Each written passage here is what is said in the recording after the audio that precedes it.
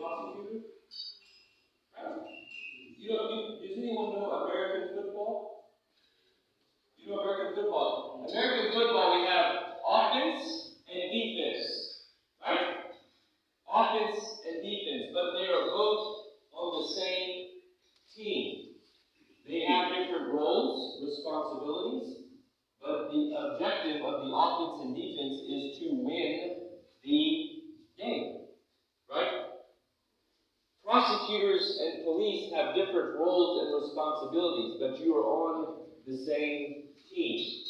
And the goal is to pursue justice, which might mean convicting a trafficker, sending a trafficker to prison. Right? That's what we're doing this for work. That's what we're doing this for work for to begin with. So, the idea behind a prosecution-led investigation is that you, the investigator, reach out to the RSA, the state attorney, as soon as the investigation begins, and you begin to communicate. Right? What are we going to charge?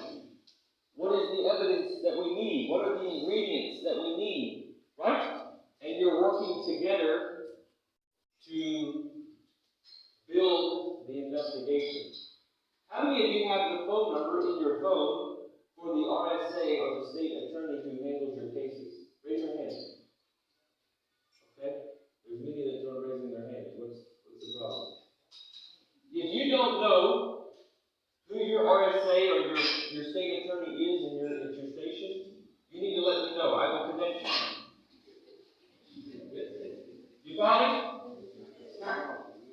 The prosecutors told me they promised they would answer the phone if you call them. If they don't answer the phone, you tell them a Zulu. Okay?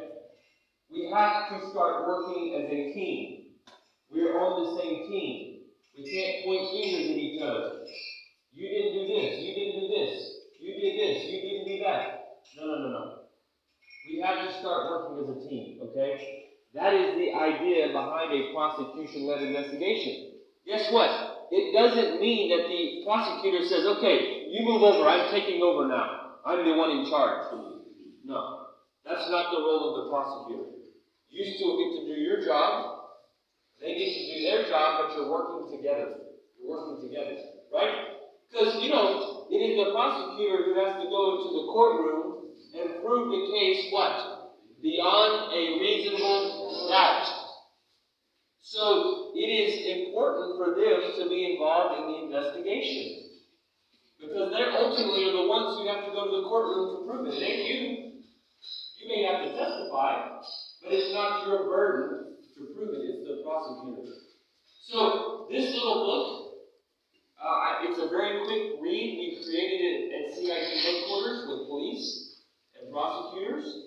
And it gives you some ideas behind what prosecutor-led investigation is. Okay? That's that one. The next one you have in your packet looks like this. This is a investigator's field guide. You see this?